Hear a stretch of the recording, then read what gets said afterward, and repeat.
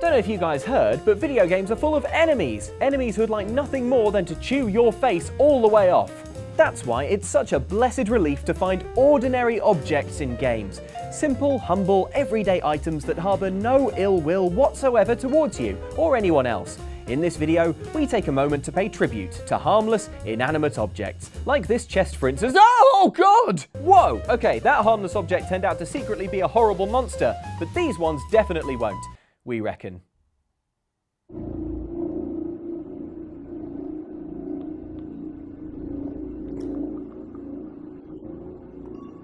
2017's Prey will make you permanently afraid of the dark, which is why we now only ever film with all the lights on. Well, that and the amazing effect it has on our cheekbones. Ooh. After all, the dark is where you'll most likely find protagonist Morgan Yu's deadly enemy, the Typhon aliens, who are being kept aboard space station Talos 1 for purposes of scientific study. That is, before the Typhon made researching their unique biology more or less academic by murdering all the, academics. The shadowy Typhon lurk in the darkness, waiting to spring on Morgan with little to no warning. And by far the most nerve-shredding of all the Typhon is the Mimic, a spidery little beast capable of disguising itself as, well, more or less anything. Typhon hecoplasmus. Everyone calls them mimics. Be careful what you pick up. So horrible, but in a world full of shadowy, horrible mimic beasts, thank goodness for a relaxing cup of coffee. It's empty.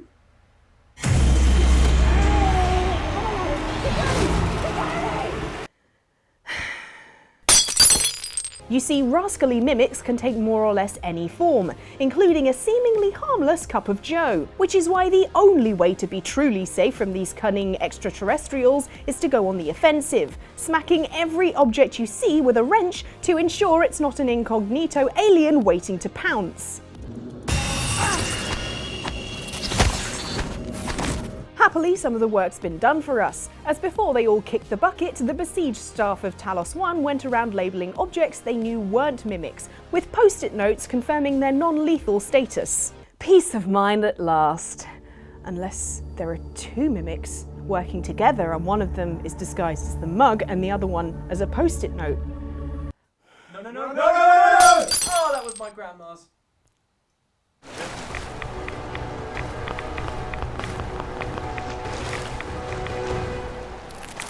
You might think the most deceptive thing about Fallout 4 is how much like a movie star my character looks in this hat and jacket combo. But then, friend, you've never visited the murky waters of Far Harbor, a DLC expansion for Fallout 4 that takes you to a highly irradiated island on a quest to track down a missing woman and a colony of synths. That island's formerly called Mount Desert, which is confusing because everything is damp and foggy and full of boggy plant life. For instance, this attractive and easy to harvest glowing plant, which is called lureweed. Lureweed? Well, I've no idea why it's called that, but I sure do want to touch it and have it, so let's get closer. Ah, Jesus.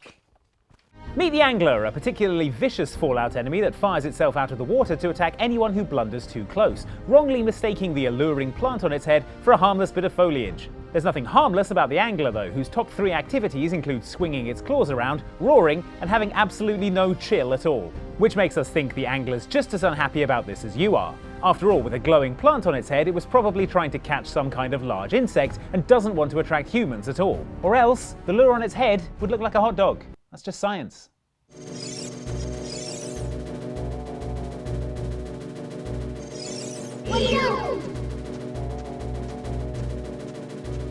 Link spends so much time battling the undying forces of evil, he should stop to smell the flowers every so often. Well, maybe not those flowers specifically. But The Legend of Zelda Ocarina of Time for the N64 offers many leafy alternatives, as befitting a game that centres around a child of the Kokiri Forest.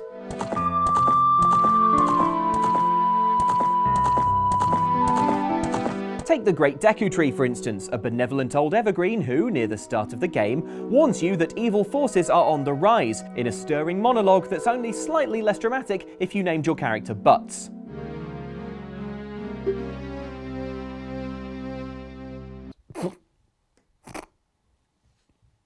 Your first job is to climb into the Deku Tree's mouth to rid him of a curse, but inside things don't actually seem all that bad. Especially as the first door you come to seems to hide nothing more sinister than an inanimate pile of leaves, which we know from school to leave alone in case there's a baby hedgehog asleep in there. Besides, the only thing creepy about this foliage is the music thumping away in the background.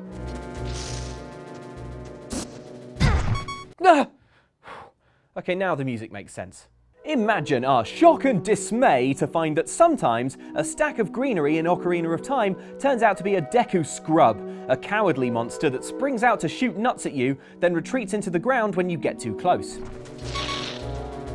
Well, laugh it up, Scrub, because the way to defeat this sentient compost lump is simply to hide at range and use your shield to bounce back its projectiles, a move that makes the Scrub leap about in a manner that's frankly undignified. Nevertheless, underestimate the Deku Scrub at your peril.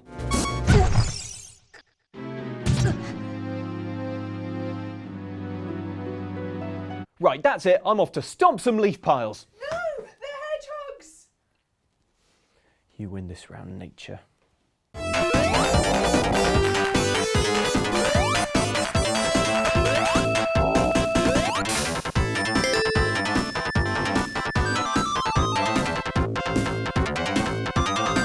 Sonic is a friend to all the animals.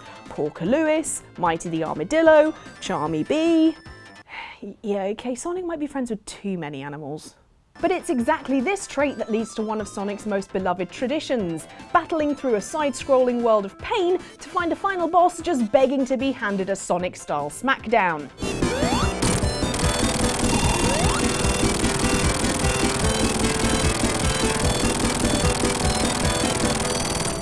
After which you'll usually be rewarded with a metal capsule like this one, which when jumped on sets all the critters that were trapped inside free. No need to thank me, animal friends.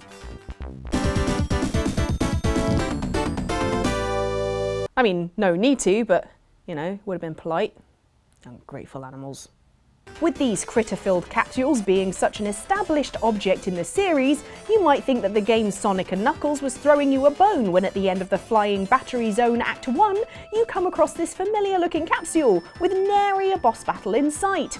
Come on, animal friends, let's get you out of that capsule and into your natural environment, this, factory. Well, that's presumably it for this level. Time to go put the kettle on.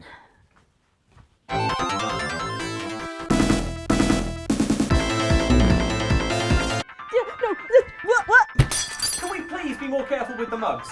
Yes, to our infinite disappointment, this seemingly ordinary animal capsule is, in fact, Capsule, a Sonic sub-boss who plays on Sonic's trusting, animal-loving nature to deliver a spike ball smackdown.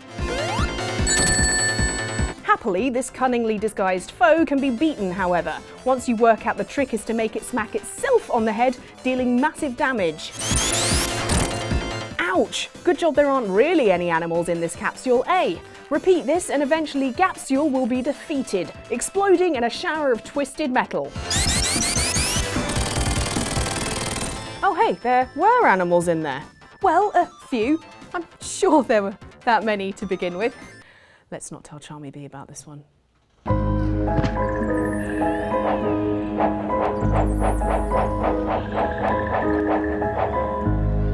Vampires are monsters, yes, but even they adhere to a strict code of conduct, like don't go out in sunlight or no beards. No beards? Yeah, name a vampire with a beard. Oh wait, the guy from Vampire. Alright, except him. But Dracula, it seems, is a vampire entirely without honour, because in Castlevania Symphony of the Night, he pulls some bullshit that is nigh on unforgivable. What is a man? A miserable little pile of secrets. But enough talk. Have at you! As you hunt old Drac Attack in his castle, you'll pause regularly at save points, which at first resemble large crystals, but soon resolve into the form of coffins, appropriately enough.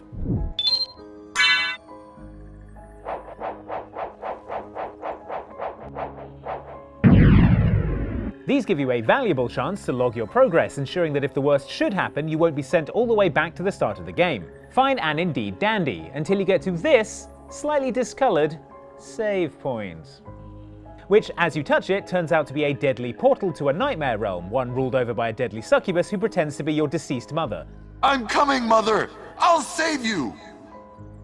No, Alucard! Don't come here! Before revealing her true form prior to a brutal showdown.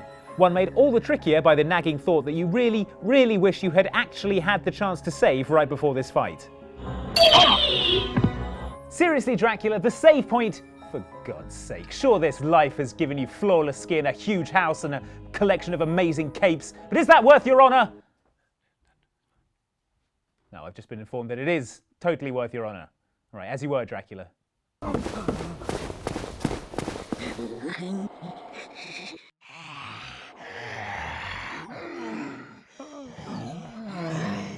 People say Dark Souls is all doom and despair, but it has its lighter moments. That guy who stares at the sun. That's fun. Right? But there's one aspect of Dark Souls that truly is gleeful, and that's in the harvesting of sweet, sweet loot. Items are the one thing you don't lose when you're killed in the game, unlike your amassed souls, your humanity, and the warranty on your console when you hurl it fully out the window having died again to the 4 bloody kings!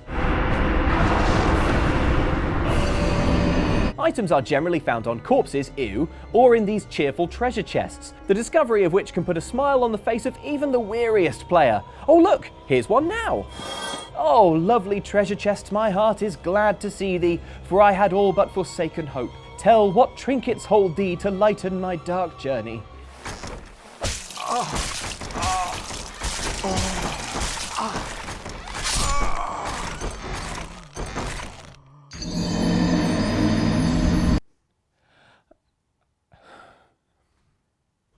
The Mimic, for so this cleverly concealed monster is called, looks almost identical to a regular treasure chest. There are a few slight differences that the keen-eyed will spot, but the main one is it hates being hit with swords. Don't relax though, because once the Mimic reveals itself, it's even more horrifying than before, and guess what? Dispatching it is no cakewalk. It's worth battling through the pain though, because when you slay a Mimic, it might just drop this unsettling headpiece, which when worn, gets you bonus souls for every kill. Woohoo! Maybe things are looking up after all.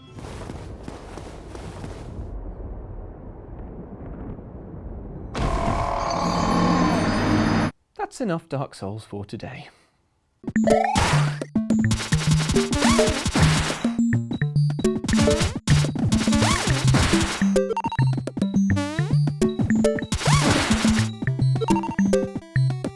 We do not trust doors, not since that loading screen in Resident Evil 2 that turned out to be full of zombies.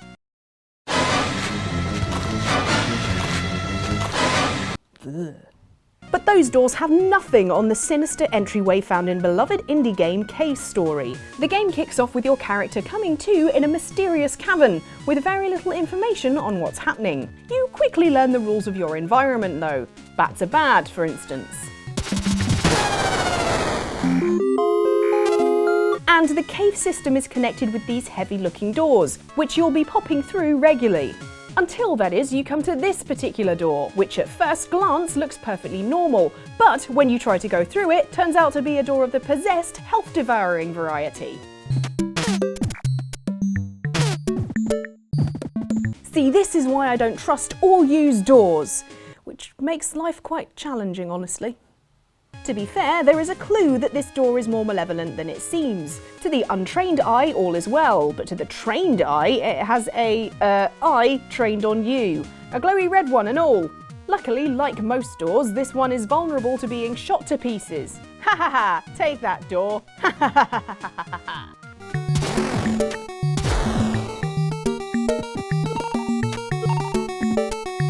And that is why you don't trust doors. Now to exit through the window.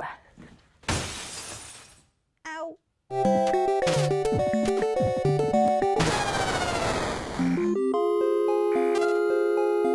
So I don't know what to say, guys, except sorry, because we tried to make a lovely video out harmless objects and it turned out that they were all secretly monsters who wanted to eat your face. I can only apologise. I'm as shocked as any of you are, I'm sure. But if you can think of any genuinely harmless objects that mean you no ill will, then pop them in the comments And in the meantime, what we can do is offer you a refund, because maybe what you want to do now is watch one of these other videos instead, a kind of store credit exchange situation. Try this one. This one's from us. It's about useless enemies you can't believe killed you. Down here is one from Outside Xbox, and this is about times that it was the very darkest timeline for sure. And if you enjoyed this, then why not subscribe? Hey, Luke, do you want a coffee?